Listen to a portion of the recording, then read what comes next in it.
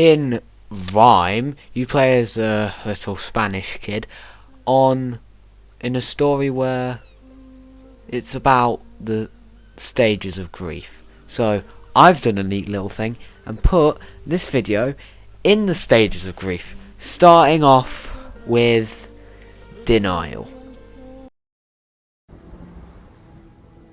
So Rhyme starts off with this cool little cutscene displaying how you end up in the game world, but we're going to kind of skip through that because I'm not really going to show it to you.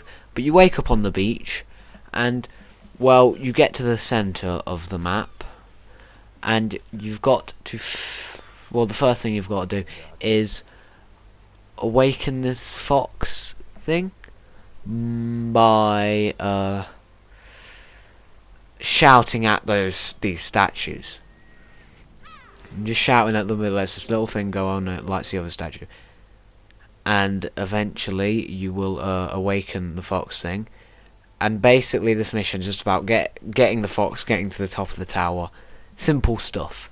Starting stuff. The game really gets good in the next chapter, which I will display in a sec.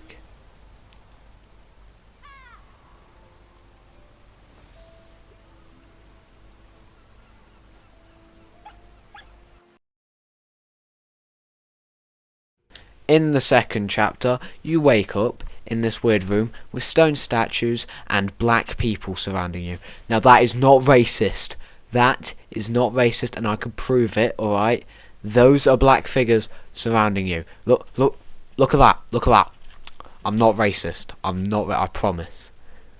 So, the rundown of this chapter is there's a big bird, and well, you start it off by just trying to, spin this orb. These balls change the day and night cycle, and you've got to do a simple puzzle. This game is a puzzle game where you just have to align the shadows of those two statues with the things behind them. Yeah. And basically it's just a simple puzzle starting you off easily in the second chapter. And then all of a sudden this big bird comes out of fuck knows nowhere and fucks your shit by scaring you mainly, and then fondling your ball and robbing it. On second thoughts, that sentence does not sound right. Yeah, I might wanna change that bit in the script. Yeah. So after saying that, I'm going to breeze through this one fairly quickly. So what you really have to do in this one is, well, basically it's like a little boss fight in a way. In a story game like this, it's a little bit of a challenge. So you have to hide under these pillar things so the big bird doesn't catch you. And also what you mainly have to do is try and dodge him and get to those windmills that you see, release some shit, release a storm into the air which shocks the bird with lightning, evidently killing the bird. Yeah, I'm just gonna I can't make sense of this. I'm just gonna cut it off here. Yeah, next chapter.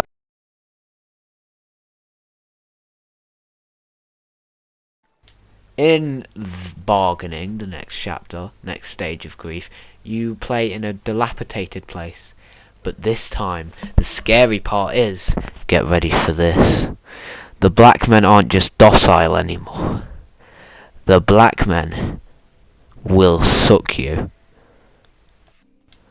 Okay, moving on from that, you basically, this chapter's mainly about these robots. You kind of have to, like, get these balls of light and shout and it will wake them up, and this chapter's really about making your own one of these robots, and then in the end you kind of get like a robot army, and yeah, you move on to the next chapter.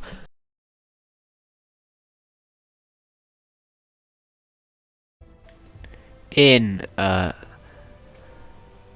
the depression, the next and second to last chapter, every character dies. Except for your character, of course. But your character's probably already dead, I think, in the story. Yeah. The two friends you've made, spoilers, but they don't live. Well, you gotta expect that anyway. It's literally about. It's sad. Look at the sad. Look at this. Listen to the sad music and the sad rain. Yeah, basically all the characters die, including this fucker that you made in the last chapter.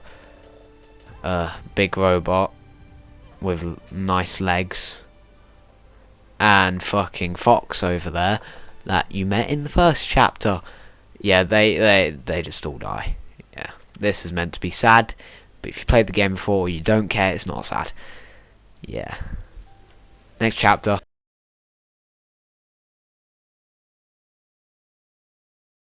As we move on to the end of this game, about birds stealing your balls and black men that suck you, I should have changed the script a little, but moving on.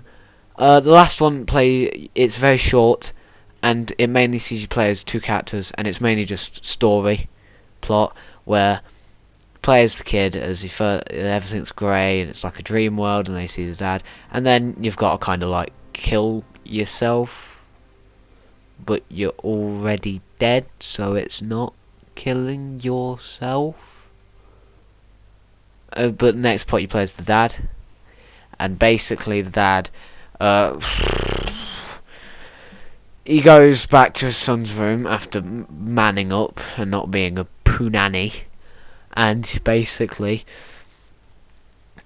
it's just a story. It's not bad, it's not good, it's just meant to tell you what happened. Basically the kid died in a boat accident and dad can't live that down, so you go into the kid's room as the father.